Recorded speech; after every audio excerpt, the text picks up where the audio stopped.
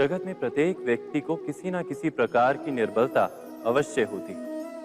जैसे कोई बहुत तेजी से दौड़ नहीं पाता तो कोई अधिक भार नहीं उठा पाता, कोई असाध्य रोग से पीड़ित रहता है तो कोई पढ़े हुए पाठों को स्मरण में नहीं रख पाता। ऐसे अनेकों उदाहरण और भी हैं।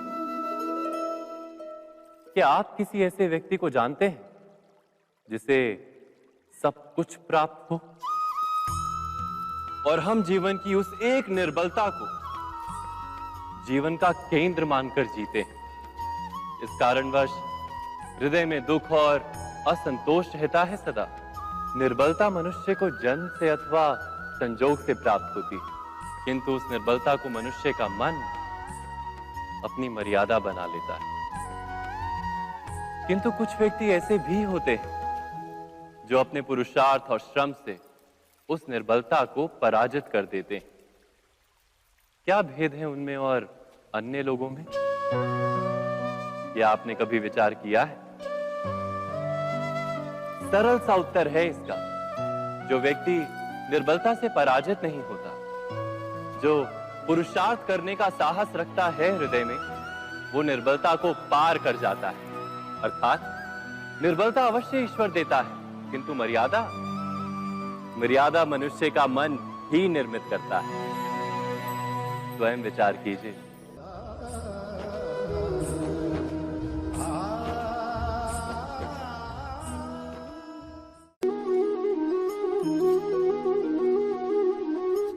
भविष्य का दूसरा नाम है संघर्ष। हृदय में आज इच्छा होती है और यदि पूर्ण नहीं हो पाती तो हृदय भविष्य की योजना बनाता है। भविष्य में इच्छा पूर्ण होगी ऐसी कल्पना करता रहता है, किंतु जीवन ना तो भविष्य में है ना अतीत में।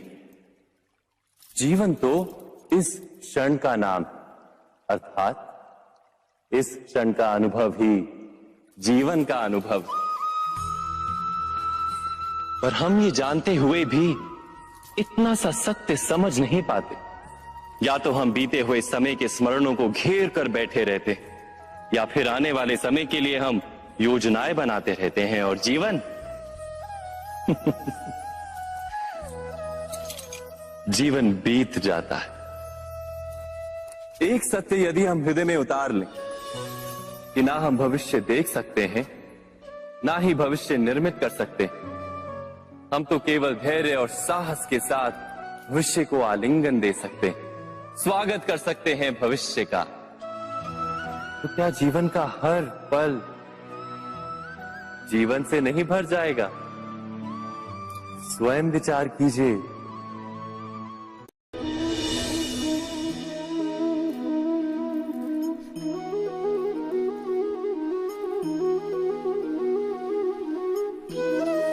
ज्ञान प्राप्ति सदा ही समर्पण से होती है, यह हम सब जानते हैं। किंतु समर्पण का वास्तविक महत्व क्या है? क्या हमने कभी विचार किया? मनुष्य का मन सदा ही ज्ञान प्राप्ति में विभिन्न बाधाओं को उत्पन्न करता है। कभी किसी अन्य विद्यार्थी से ईर्ष्या हो जाती है, कभी पढ़ाए हुए पाठों पर संदेह जन्मता है और कभी गुरु द्वारा दिया गया दंड मन को अहंकार से भर देता है। नहीं, क्या ऐसा नहीं होता?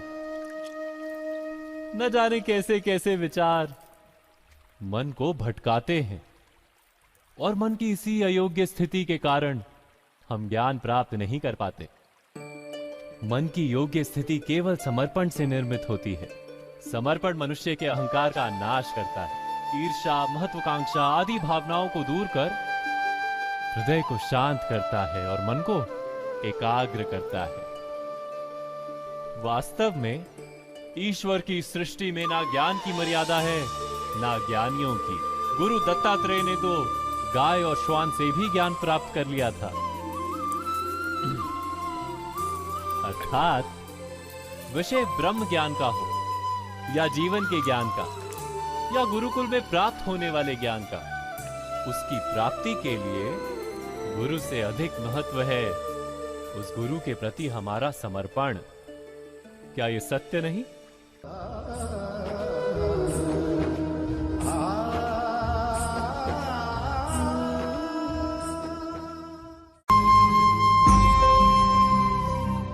प्रत्येक मनुष्य के जीवन में ऐसा क्षण अवश्य आता है जब सारे स्वप्न, सारी आशाएं, सारे दृश्य ध्वस्त हो जाते हैं। जीवन के सारे आयोजन ही बिखर जाते हैं।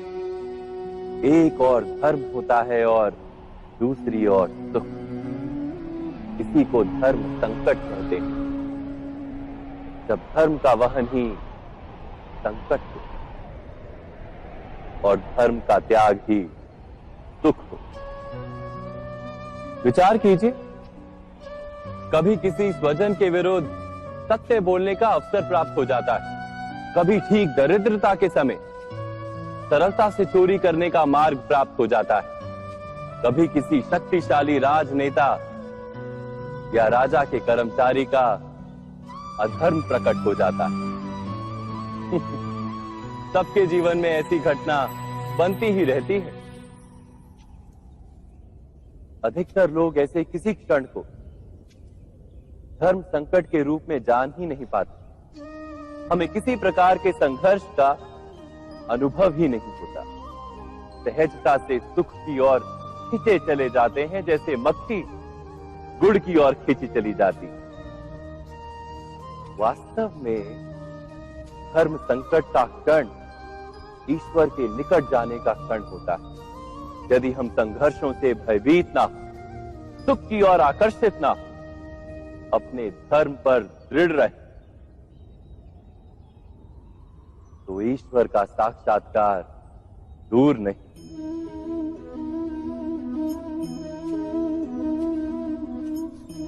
पवन से युद्ध करने वाला पत्ता यदि पेड़ से गिरता है तो भी आकाश की ओर उठता है। पवन से झुकने वाली घास वहीं भूमि पर रह जाती। अर्थात धर्म संकट से यदि हम संकट को ही टाल दें तो सुख तो मिलता है, जीवन बढ़ता है, किंतु क्या चरित्र नहीं टूटता? क्या आत्मा दरिद्र नहीं हो जाती? क्या ईश्वर से अंतर नहीं हो जाता? स्वयं विचार कीजिए। दो व्यक्ति जब निकट आते हैं तो एक दूसरे के लिए सीमाएं और मर्यादाएं निर्मित करने का प्रयत्न अवश्य करते हैं। हम यदि सारे संबंधों पर विचार करें तो देखेंगे कि इन सारे संबंधों का आधार यही सीमाएं हैं जो हम दूसरों के लिए निर्मित करते हैं। और यदि अनजाने में भी कोई अन्य व्यक्ति इन सीमाओं को तोड़ता है तो उसी क्षण हमारा हृदय क्रोध से भर जाता है। इन सीमाओं का वास्तविक रूप क्या है? क्या हमने कभी विचार किया? सीमाओं के द्वारा हम दूसरे व्यक्ति को निर्णय करने की अनुमति नहीं देते। अपना निर्णय उस व्यक्ति पर थोपते, अर्थात किसी की स्वतंत्रता का अस्वीकार करते हैं। और जब स्वतंत्रता का अस्वीकार किया जाता है तो उसका हृदय दुख से भर जाता है। और जब वो सीमाओं को तोड़ता है तो हमारा हृदय क्रोध से भर जाता है। क्या ऐसा नहीं होता?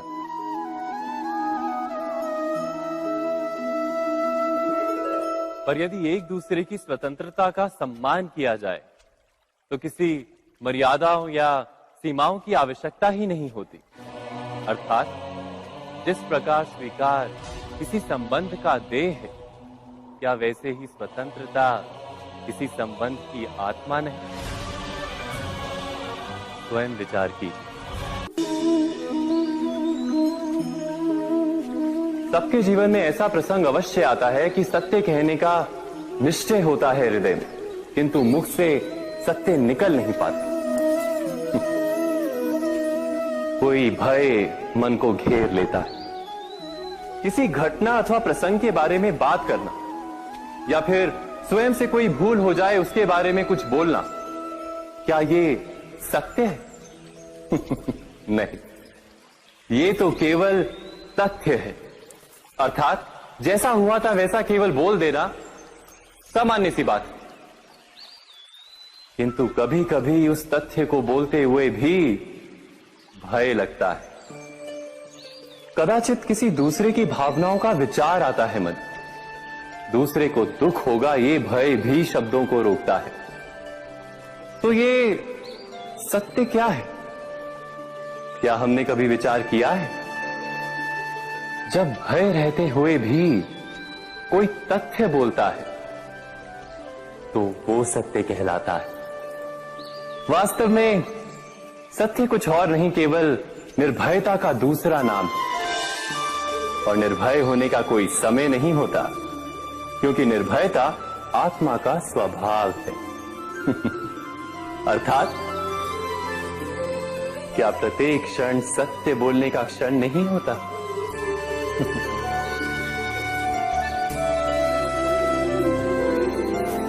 स्वयं विचार कीजिए।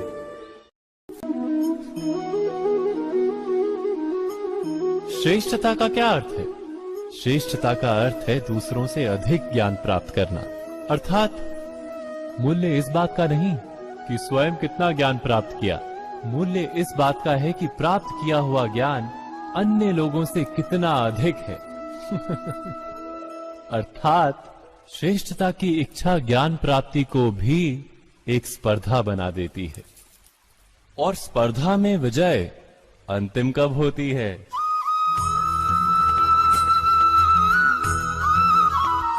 कुछ समय के लिए तो श्रेष्ठ बना जा सकता है, किंतु सदा के लिए कोई श्रेष्ठ नहीं रह पाता। फिर वही असंतोष, पीड़ा और संघर्ष जन्म लेता है। किंतु श्रेष्ठ बनने के बदले यदि उत्तम बनने का प्रयत्न करें तो क्या होगा? उत्तम का अर्थ है कि जितना प्राप्त करने योग्य है वो सब प्राप्त करना, किसी से अधिक पाने की इच्छा से नहीं, मात्र आत्मा की तृप्ति हेतु कुछ प्राप्त करना। उत्तम के मार्ग पर किसी अन्य से स्पर्धा नहीं होती, स्वयं अपने आप से स्पर्धा होती है। अर्थात उत्तम बनने का प्रयत्न करने वाले को देर अबेर सारा ज्ञान प्राप्त हो जाता है। बिना प्रयत्न के ही वो श्रेष्ठ बन जाता है। किंतु जो श्रेष्ठ बनने का प्रयत्न करता है वो श्रेष्ठ बने या ना बने, उत्तम कभी नहीं बन पाता।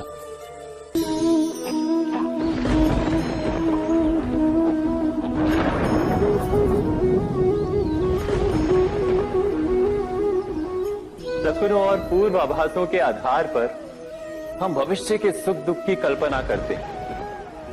भविष्य के दुख का कारण दूर करने के लिए हम आज योजना बनाते हैं। किंतु कल के संकट को आज निर्मूल करने से हमें लाभ मिलता है या हानि पहुंचती है, ये प्रश्न हम कभी नहीं करते। सत्य तो ये है कि संकट और उसका निवारण साथ जन से, व्यक्ति के लिए भी और सृष्टि के लिए भी। नहीं, आप अपने भूतकाल का स्मरण कीजिए, इतिहास को देखिए, आप तुरंत ही ये जान पाएंगे कि जब जब संकट आता है तब तब उसका निवारण करने वाली शक्ति भी जन्म लेती है। यही तो जगत का चलन है। वस्तुतः संकट ही शक्ति के जन्म का कारण है। प्रत्येक व्यक्ति जब संकट से निकलता है तो एक पद आगे बढ़ा होता है, अधिक चमकता है, आत्मविश्वास से अधिक भरा होता है, न केवल अपने लिए अपितु विश्व के लिए भी। क्या ये सत्य नहीं? वास्तव में संकट का जन्म है एक अवसर का जन्म, अपने आप को बदलने का, अपने विचारों को ऊंचाई पर करने का अवसर, अपनी आत्मा को बलवान और ज्ञान मंडित बनाने का अवसर। जो ये कर पाता है उसे कोई संकट नहीं होता, किंतु जो ये नहीं कर पाता वो तो स्वयं एक संकट है विश्व के लिए। विचार कीजिए।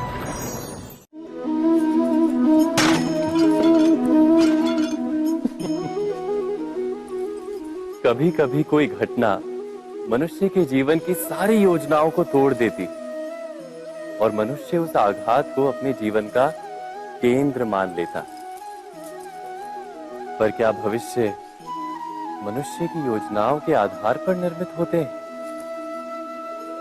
नहीं। जिस प्रकार किसी ऊंचे पर्वत पर सर्वप्रथम चढ़ने वाला उस पर्वत की तलाई में बैठकर जो योजना बनाता है, क्या वही योजना उसे उस पर्वत की चोटी तक पहुंचाती है? नहीं। वास्तव में वो जैसे जैसे ऊपर चढ़ता है वैसे वैसे उसे नई नई चुनौतियां, नई नई विडंबनाएं, नए नए अवरोध मिलते हैं। प्रत्येक पद पर वो अपने अगले पद का निर्णय करता है। प्रत्येक पद पर उसे अपनी योजनाओं को बदलना पड़ता है। कहीं पुरानी योजना उसे खाई में ना ढकेल दे। वो पर्वत को अपने योग्य नहीं बना पाता, केवल स्वयं को पर्वत के योग्य बना सकता है। क्या जीवन के साथ भी ऐसा ही नहीं? जब मनुष्य जीवन में किसी एक चुनौती को, एक अवरोध को अपने जीवन का केंद्र मान लेता है, अपने जीवन की गति को ही रोक देता है, तो वो अपने जीवन में सफल नहीं बन पाता और ना ही सुख और शांति प्राप्त कर पाता। अर्थात जीवन को अपने योग्य बनाने के बदले स्वयं अपने को जीवन के योग्य बनाना ही सफलता और सुख का एकमात्र मार्ग नहीं। स्वयं विचार कीजिए।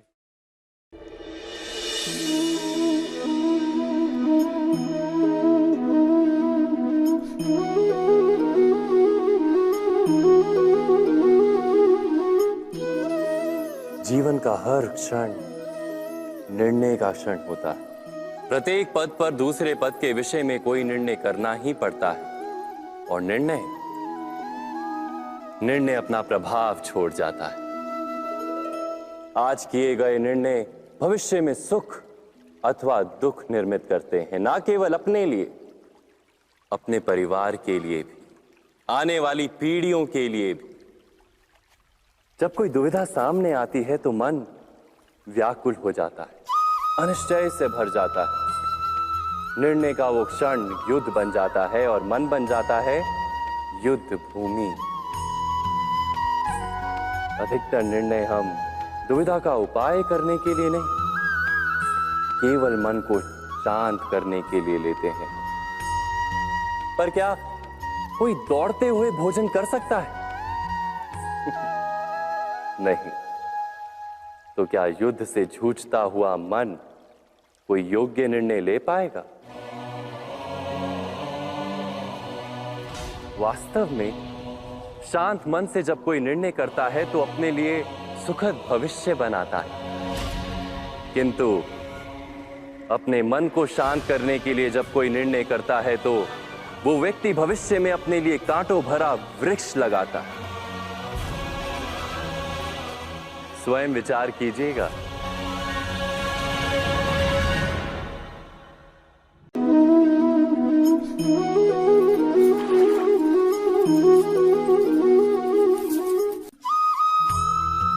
जीवन में आने वाले संघर्षों के लिए जब मनुष्य स्वयं को योग्य नहीं मानता, जब उसे अपने ही बल पर विश्वास नहीं रहता, तब वो सद्गुणों को त्याग कर दुर्गुणों को अपनाता है।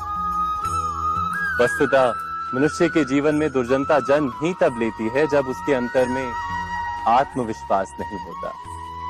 आत्मविश्वास ही अच्छाई को धारण करता है। ये आत्मविश्वास है क्या?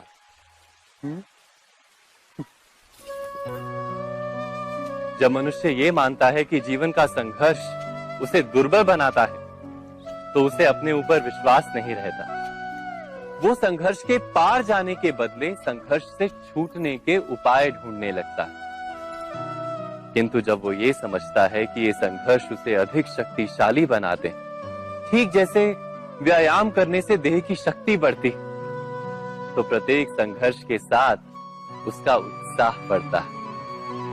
अर्थात आत्मविश्वास और कुछ भी नहीं, मन की स्थिति, जीवन को देखने का दृष्टिकोण मात्र है। और जीवन का दृष्टिकोण तो मनुष्य के अपने वश में होता है। स्वयं विचार कीजिए।